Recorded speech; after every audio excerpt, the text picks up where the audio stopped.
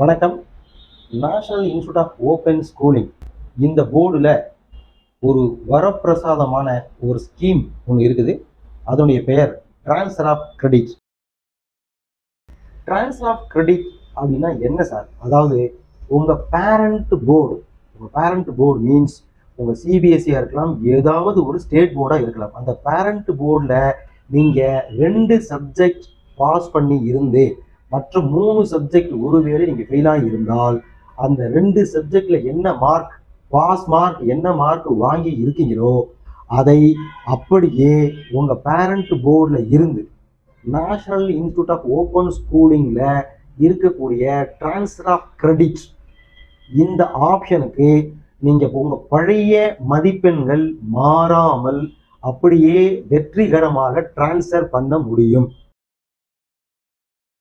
ஒரு CBSE student ஒருவேளை ஒரு பரீட்சை எழுதுறார், அதில் ஒரு பாடத்தில் ஃபெயில் ஆகிட்டார், ஒரே ஒரு சப்ஜெக்டில் ஃபெயில் ஆகிட்டால் அவங்க உடனடியாக உங்கள் கம்பார்ட்மெண்ட் எக்ஸாம் எழுதி நீங்கள் பாஸ் பண்ண முடியும். ஒருவேளை ஒரு சிபிஎஸ்சி ஸ்டூடெண்ட் ஒரு சப்ஜெக்டுக்கு பதிலாக 2 அல்லது 3 சப்ஜெக்டில் ஃபெயிலாக இருந்தால் நீங்கள் அதற்கு அடுத்த ஆண்டு 5 சப்ஜெக்டும் நீங்கள் as per the CBSE rule 5 சப்ஜெக்டையும் நீங்கள் கண்டிப்பாக எழுதி ஆகணும். அதாவது ஏற்கனவே 2 சப்ஜெக்ட் பாஸ் பண்ணியிருப்பீங்க, 3 சப்ஜெக்ட் ஃபெயில் ஆகிருப்பீங்க. பட் திருப்பி எழுதும் போது அந்த பாஸ் பண்ண சப்ஜெக்டையும் சேர்த்து எழுதணும். இதுல இந்த டிரான்ஸ்ஃபர் ஆஃப் கிரெடிட்டுக்கு யாரெல்லாம் எலிஜிபிள்? நீங்க ஏற்கனவே NIOSல பதிவு பண்ணப்பட்ட ஸ்டூடெண்டா இருந்தா நீங்க எலிஜிபிள். ஒருவேளை நீங்க NIOSல பதிவு பண்ணாத ஸ்டூடெண்ட், அதாவது 26 போர்டு கவர்மெண்ட் ஆஃப் இந்தியாவால் ரெகக்னைஸ் பண்ணப்பட்ட போர்டு 26 போர்ட்ஸ் இருக்கு. அதுல ஏதாவது ஒரு போர்டில் நீங்க ஸ்டூடெண்டா இருந்தால் இன்க்ளூடிங் சிபிஎஸ்சி நீங்களும் இந்த டிரான்ஸ்ஃபர் ஆஃப் கிரெடிட்டுக்கு எலிஜிபிள். இன்னொரு மிக முக்கியமான விஷயம், உங்க டிரான்ஸ்ஃபர் ஆஃப் கிரெடிட் நீங்க உங்க போர்டு எக்ஸாம் எழுதி முடிச்சு அதுல இருந்து 5 இயர்ஸ் உள்ளதான் யூ ஆர் எலிஜிபிள்.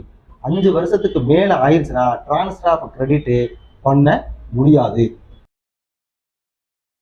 இந்த பாஸ் பண்ண சப்ஜெக்ட் இருக்கு இல்லையா, இப்போ state board student and CBSE students 2 subject நீங்க டிரான்ஸ்ஃபர் ஆஃப் கிரெடிட் பண்ண முடியும். ஒருவேளை National institute of open Schooling ஸ்டூடெண்டா இருந்தால் நீங்க 4 சப்ஜெக்ட் டிரான்ஸ்ஃபர் ஆஃப் கிரெடிட் பண்ண முடியும். அதாவது எல்லா சப்ஜெக்டும் பாஸ் பண்ணவங்க இந்த டிரான்ஸ்ஃபர் ஆஃப் கிரெடிட்டுக்கு எலிஜிபிலிட்டி இல்லை. 2 அல்லது 3 சப்ஜெக்ட் ஃபெயில் ஆகிருந்து 2 சப்ஜெக்ட் நீங்க பாஸ் ஆகியிருந்தால் நீங்க டிரான்ஸ்ஃபர் ஆஃப் கிரெடிட்டுக்கு எலிஜிபிலிட்டியான ஸ்டூடெண்ட். இந்த பாஸ் பண்ண சப்ஜெக்ட்ல என்ன மதிப்பெண்கள் வாங்கியிருக்கீங்களோ அதே மதிப்பெண்கள் அப்படியே கொஞ்சம் கூட மாறாமல் உங்க national institute of open schooling போர்டுல ஏற்றுக்கொள்ளப்படும். இந்த டிஓசி சின்ன கிளாஸஸ், அதாவது 5th 6th 7th 8th 9th and 11th applicable இல்லை. 10th and 12th மட்டும்தான் டிஓசி பண்ண முடியும். அதே மாதிரி இந்த டிஓசி ஒன்ஸ் நீங்க ரெஜிஸ்டர்ட் அப்படின்னா அதை மாடிஃபை பண்ண முடியாது. இந்த டிஓசியை யூஸ் பண்ணி இம்ப்ரூவ்மெண்ட் எக்ஸாம் நீங்க எழுத முடியாது. இதுல என்ன சார் லாபம்? ஒருவேளை நீங்க சிபிஎஸ்சி ஸ்டூடெண்டா இருந்தால் 1 வருட காலம் நீங்க காத்திருக்க வேண்டிய அவசியம் இல்லை. உடனடியாக ஃபெயிலான 3 சப்ஜெக்டை மட்டும் அல்லது 2 சப்ஜெக்ட் ஃபெயில் இருந்தாலும் நீங்க டிஓசியில 3 சப்ஜெக்ட் கட்டாயம் எழுதணும். அதாவது 2 சப்ஜெக்டை டிஓசி ஏற்கனவே பாஸ் பண்ண 2 சப்ஜெக்ட் மட்டுமே ஏதாவது 2 சப்ஜெக்ட், எனி 2 சப்ஜெக்டை நீங்க டிரான்ஸ்ஃபர் ஆஃப் கிரெடிட் பண்ண முடியும். மிச்சம் இருக்கக்கூடிய 3 சப்ஜெக்டை நீங்க கண்டிப்பாக எழுதி ஆகணும்.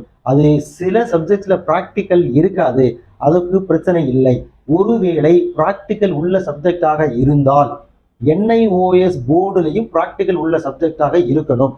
நீங்க எழுதக்கூடிய சப்ஜெக்ட் NIOS போர்டு ஸ்ட்ரீம்ல ஏற்கனவே ரெக்கக்னைஸ்டு சப்ஜெக்டா இருந்தால் மட்டுமே நீங்க டிஓசி பண்ண முடியும், இல்லைன்னா டிஓசி பண்ண முடியாது.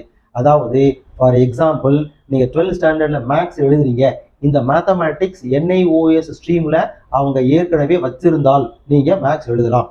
ஃபார் எக்ஸாம்பிள் பிசிக்ஸ் +2 எழுதுறீங்க, NIOS போர்டுல அந்த பிசிக்ஸ் ஏற்கனவே ரெக்கக்னைஸ்டு சப்ஜெக்டா இருந்தால் நீங்க எழுத முடியும். நீங்க படிக்கிற சப்ஜெக்ட் NIOS போர்டில் ரெகக்னைஸ்டு சப்ஜெக்டா இல்லாமல் இருந்தால் டிரான்ஸ்ஃபர் ஆஃப் கிரெடிட் பண்ண முடியாது. டிரான்ஸ்ஃபர் ஆஃப் கிரெடிட் இம்ப்ரூவ்மெண்ட்டுக்கு எழுத முடியாது. ஒன்ஸ் நீங்க டிரான்ஸ்ஃபர் ஆஃப் கிரெடிட் கொடுத்துட்டீங்கன்னா அதை மாடிஃபை பண்ண முடியாது. டிரான்ஸ்ஃபர் ஆஃப் கிரெடிட் மூலமாக உங்க கால விரயம், வேஸ்ட் ஆஃப் டைம் நீங்க குறைக்க முடியும். ஓராண்டு காலம் சிபிஎஸ்இ ஸ்டூடெண்டாக இருந்து 1 வருஷ காலம் நீங்க காத்திருக்க வேண்டிய அவசியம் இல்லை. உடனடியாக டிரான்ஸ்ஃபர் ஆஃப் கிரெடிட்டுக்கு அப்ளை பண்ணி நீங்க அதை எழுதி பாஸ் பண்ணி உங்க வேஸ்ட் ஆஃப் டைமை சேவ் பண்ண முடியும். டைம் சேவ் பண்ண முடியும். வேஸ்ட் ஆஃப் டைமை நீங்க தடுக்க முடியும். மேலும் விவரங்களுக்கு எங்களுடைய ஏபிசி அகாடமி நிறுவனத்தை தொடர்பு கொள்ளவும்.